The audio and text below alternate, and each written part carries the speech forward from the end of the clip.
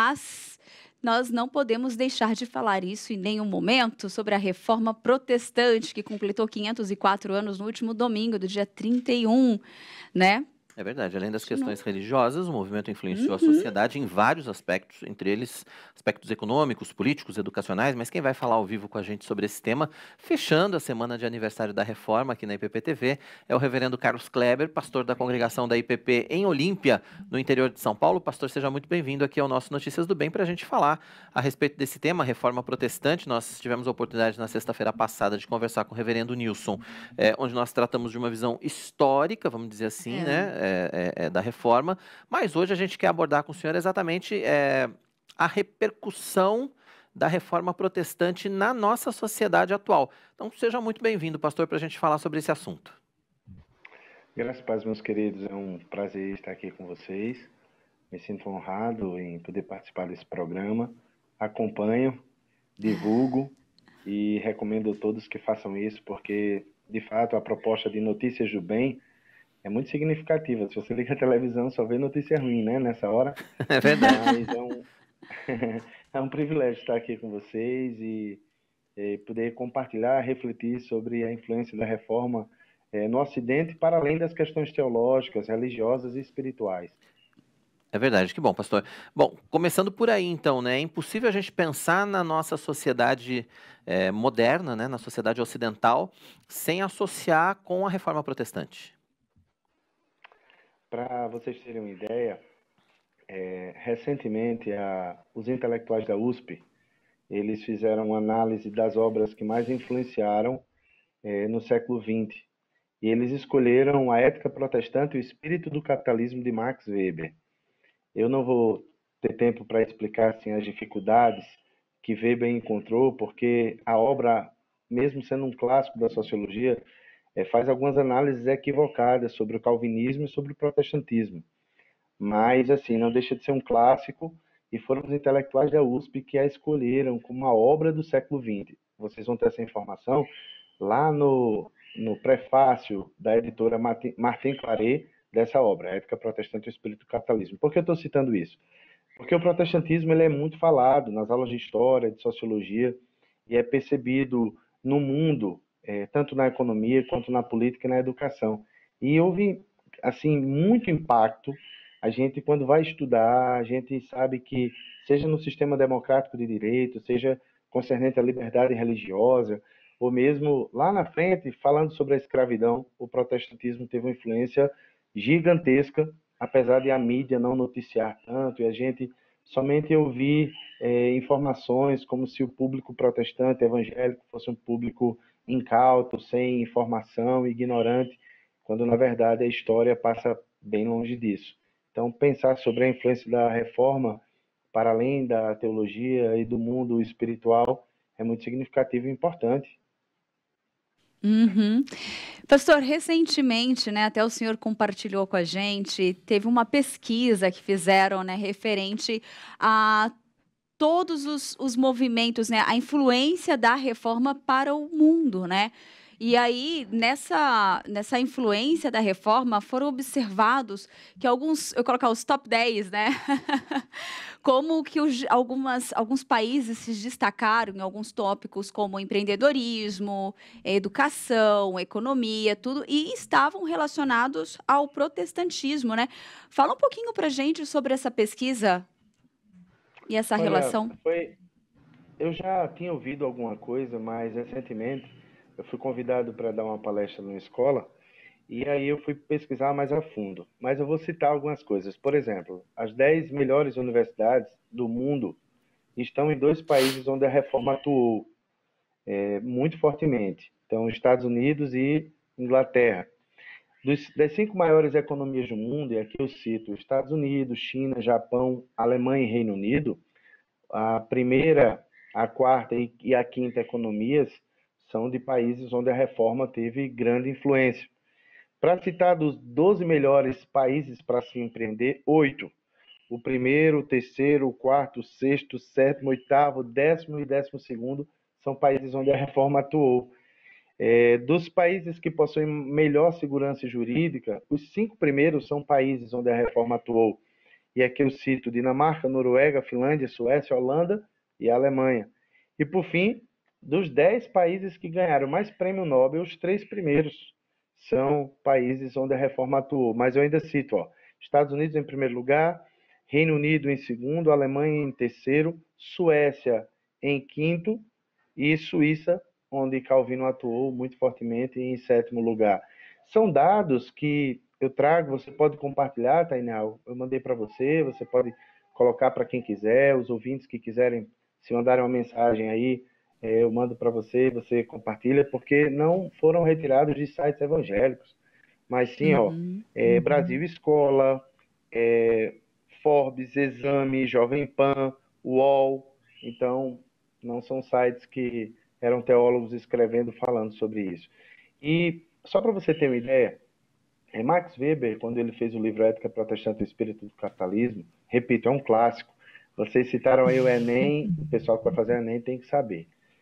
Na época dele, lá no século XX, no século XX, quando ele escreveu, ele constatou que o capitalismo se desenvolveu não nos países que ele julgava com mais riquezas à época, lá no século XVII, a China ou a Índia, mas se desenvolveu em países onde a reforma atuou, mais precisamente o calvinismo.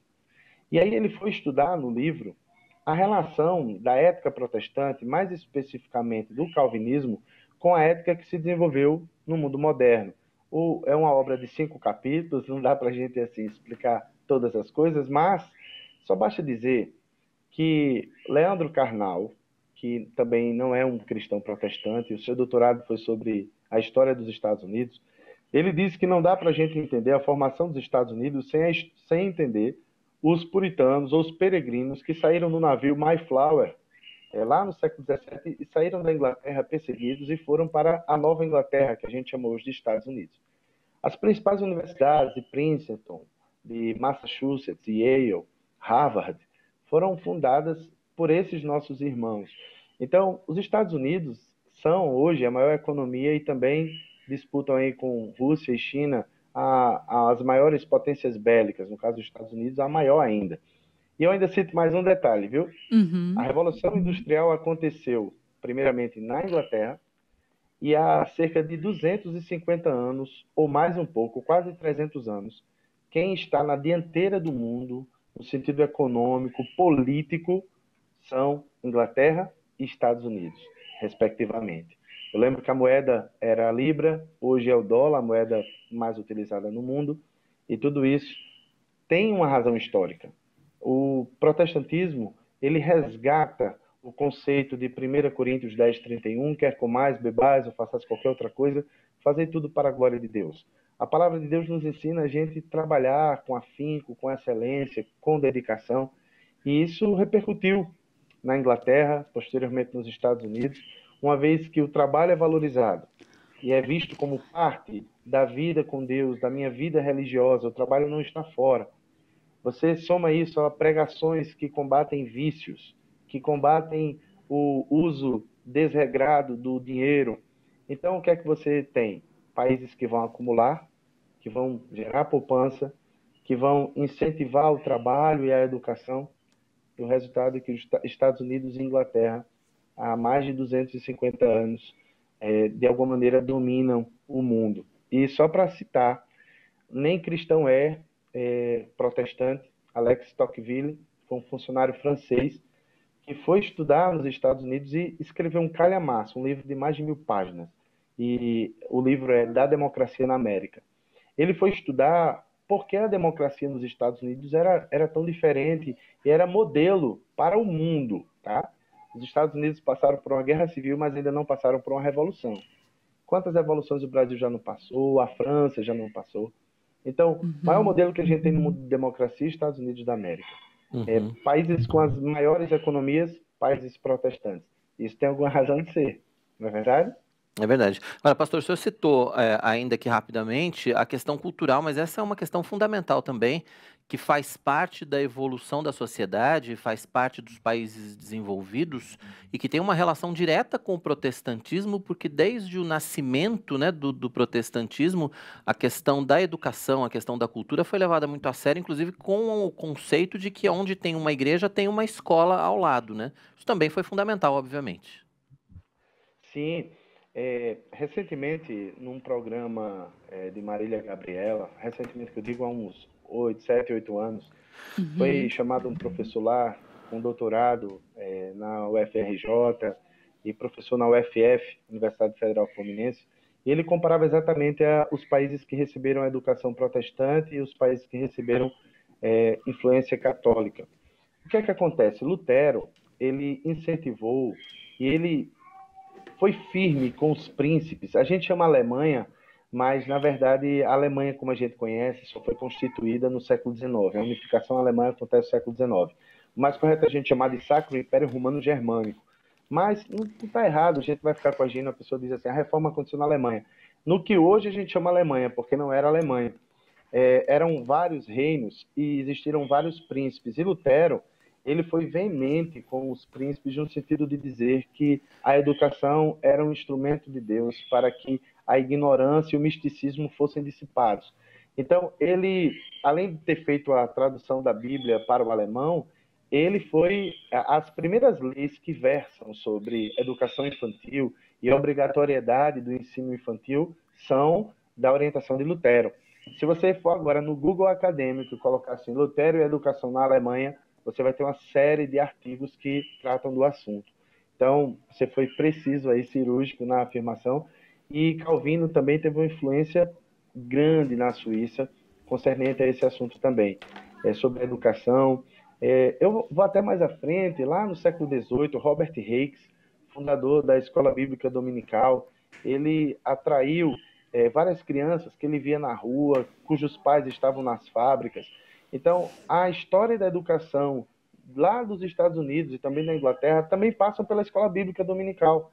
E eu estou trazendo todo esse apanhado para insistir que Lutero e Calvino não pensaram na educação para as elites. Veja que no Brasil você tinha jesuítas que vieram ensinar, mas quando as elites queriam que os seus filhos estudassem de uma maneira mais profunda, mandavam para Coimbra, mandavam para a Sorbonne. Mas nos países protestantes, não. A intenção era educar todos, educação para todos, exatamente porque o sacerdócio é universal. Todos precisam ter acesso às escrituras, todos precisam ler. Então, o diferencial da educação protestante foi que foi uma educação para todos. E João Amós Comênios, curiosamente, um morávio, se você pesquisar agora o nome dele, é considerado o pai da pedagogia moderna. Ou seja, o pai da pedagogia moderna, o pai da física moderna, Isaac Newton, ainda que a teologia dele fosse um pouco diferente da nossa, mas o pai da física moderna, o pai da pedagogia moderna são cristãos, eram cristãos protestantes. Então perceba como que tanto Lutero, trazendo as primeiras orientações relativas à educação infantil, seja Calvino, que também, juntamente com Lutero, tinha o interesse de que todos fossem educados, como isso repercutiu na Holanda, até hoje, na Inglaterra, nos Estados Unidos, os maiores níveis de educação não estão nos países católicos. Até hoje, Portugal tem uma das mais baixas escolaridades de toda a Europa. Tá? Então, você percebe aqui, se eu não fosse cristão, fosse jornalista, eu simplesmente diria como que repercutiu positivamente a influência da reforma na educação na Europa e, consequentemente, de todo o Ocidente. Eu vou só mais acrescentar um detalhe. O criador do direito internacional, Hugo Grotius, cristão protestante. Vou citar mais um detalhe aqui. Os Claro. países protestantes, eles têm toda um cuidado de que, ao chegarem em um determinado local, eles fundavam universidades. Então, os peregrinos que saem da Inglaterra vão para os Estados Unidos e lá fazem universidades. Eles não mandam para a Inglaterra, eles fazem lá. Exatamente por causa desse princípio. Se a Bíblia é para todos, a educação é para todos. E a educação nessas universidades não estava associada simplesmente a você ter conhecimentos para o trabalho, mas a formação dessas universidades que eu citei, Harvard, Princeton, Massachusetts, tinha a intenção de formar o homem para a glória de Deus e para o benefício da sociedade. Muito Muito bom. bom, pastor. Olha só. Agora, até para a gente ir para um outro, para continuar a nossa conversa aqui, eu gostaria de mais uma informação aqui, né, para poder contribuir sobre a participação, né, do protestantismo dentro da liderança do movimento do abolicionismo ali. Fala um pouquinho para a gente, pastor.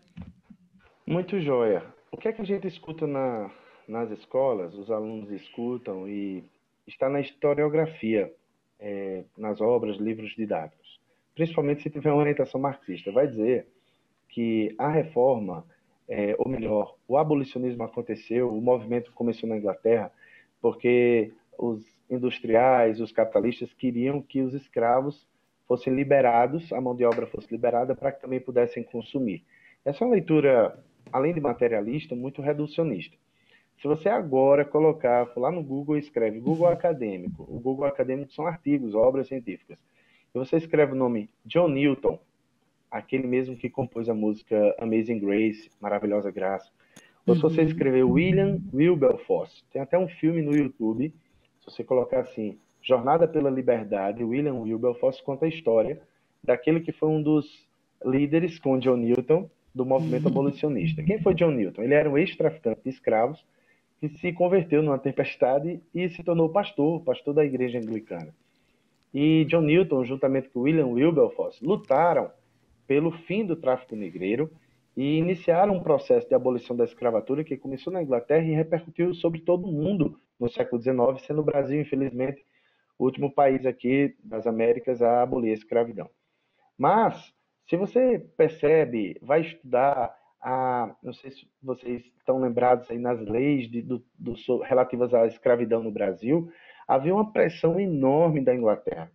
E o que pouca gente sabe é que essa pressão e esse movimento abolicionista está totalmente ligado aos avivamentos que aconteceram lá. Então, John Wesley, eu abro até um parênteses para dizer, as pessoas gostam muito de ver a piedade de John Wesley, mas quando chega na teologia, ele tinha uma tendência arminiana, ele era crítico da escravidão. A gente encontra um Jonathan Edwards, que ele, apesar do nosso elogio, da nossa admiração, ele tinha escravos. Isso faz com que alguns, até recentemente John Piper, ele escreveu alguma coisa sobre isso. Mas veja que, olha como o reino de Deus é interessante, eu chamo a atenção disso. Um John Wesley que tem uma teologia que a gente tem a perspectiva reformada, não acha 100%, mas era contra a escravidão. E aí você vai ter outros teólogos, a igreja presbiteriana vai rachar nos Estados Unidos por conta disso.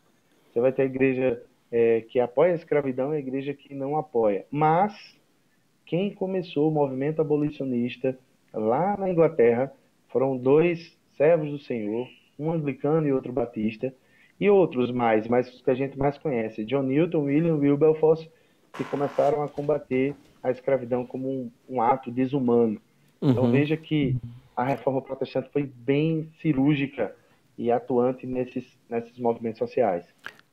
É verdade, pastor, nós somos herdeiros da reforma, né? E como herdeiros da reforma, nós temos que continuar propagando a palavra de Deus e também esses valores na sociedade. A igreja brasileira, no momento em que nós vivemos hoje, precisa fazer isso de maneira cada vez mais incisiva para que a gente tenha também um desenvolvimento cada vez mais importante e reconhecido no nosso país. E a igreja precisa se envolver nisso, né, pastor? É verdade. Olha, basta dizer que a nossa teologia, eu vejo as cestas básicas de Pinheiros, eu vejo o que a Igreja Presbiteriana de Pinheiros faz, e é modelo para nós, porque a teologia tem que sair do templo e alcançar as ruas, alcançar as necessidades das pessoas. Ainda falando da Inglaterra, só para você ter ideia, essa influência da reforma também alcançou os presídios. Os pregadores da época, George Whitefield, John Wesley e outros, falavam da necessidade de um encarceramento mais humano. E isso não tem a ver com proteger o bandido, tem a ver com proteger o ser humano que foi feito à imagem de Deus e mesmo caído continua devendo receber de nós o tratamento adequado. Então, A reforma alcançou também o sistema carcerário na época. E mais só um detalhe: o primeiro Estado laico do mundo, Estados Unidos da América, foi totalmente influenciado pelo protestantismo. O que isso quer dizer? Volta e meia a gente vê cristãos no desejo de anunciar a verdade, também desrespeitam outras religiões e desrespeitam outros cidadãos, esquecendo de um princípio que é basilar na nossa história, a tolerância religiosa. Então, a reforma tem que nos fazer cidadãos melhores, pagadores de impostos, pessoas que cuidam do meio ambiente, pessoas que têm a percepção de que a nossa vida com Deus deve alcançar tudo à nossa volta. E a maneira como lidamos com o mundo tem que ser a maneira como Cristo lida. Então, a reforma também tem repercussão para o nosso país, para a política, para a maneira como nos portamos nas mais diferentes situações. Tá Muito certo, bom, pastor. Quero ler um comentário aqui da Cleia Nascimento. Parabéns. Muito bom conhecer o contexto da Reforma Protestante e sua relevância em grandes potências mundiais. E aí, deixa eu ver se tem mais algum comentário. E aqui o Renato, ele colocou, né? É isso que vai acontecer, é isso que está acontecendo no Brasil, né? Cada vez mais pessoas se achegando à presença do Senhor. Nós estaremos no G9. Brasil, Estados Unidos, França, Alemanha, Japão, Reino Unido, Rússia, China e Índia. E que a palavra de Deus, né, possa trazer também esse desenvolvimento social que todos nós ansiamos, né, pastor? Que isso possa se tornar realmente realidade e que tudo seja feito, como o senhor falou no começo, né? Que tudo que nós fazemos na nossa vida seja feito para a glória de Deus, né? Como a palavra nos diz, quer comais, quer bebais, fazer tudo para a glória de Deus. A gente precisa ter isso internalizado dentro de nós, mas a gente precisa agir dessa forma, muito mais do que só conhecer a palavra, muito mais do que só propagá-la. A gente precisa viver a palavra e isso vai fazer diferença na sociedade, com toda certeza. Verdade. Eu creio nisso também. A gente precisa entender que, como cidadãos do reino, a gente tem que procurar que a justiça do reino se estabeleça em todas as instâncias. Política, sociedade, eu não tenho como olhar uma pessoa carente e não me sensibilizar. Jesus se sensibilizaria. Eu não tenho como ver uma situação de uma pessoa vulnerável e não estender a mão. Então, não é só saber os solas. Até em latim, muita gente sabe os solas em latim, sabe citar os reformadores, onde eles atuaram, mas é importante também a gente agir como os reformadores. Eles eram homens sensíveis e mulheres também, eram pessoas de oração, mas cuja espiritualidade repercutia no dia a dia. Repercutia na maneira como eles lidavam com a política e com o mundo. E eles influenciavam os príncipes, influenciavam as pessoas, porque eles não apenas tinham envergadura intelectual, eles tinham uma piedade que era reconhecida. Então, que Deus nos ajude, como disse Jonathan Edwards, a gente ter luz na mente e fogo no coração. Um fogo que repercuta para além do templo, alcançando as necessidades à nossa volta. É verdade. Reverendo Carlos Kleber, pastor da congregação da IPP em Olímpia, aqui no interior de São Paulo, participando com a gente, falando a respeito da reforma protestante, né, das consequências da reforma protestante na sociedade moderna. Pastor, obrigado pela sua participação. Foi um prazer recebê-lo aqui no Notícias do Bem. Volte sempre e bom fim de semana. Deus abençoe.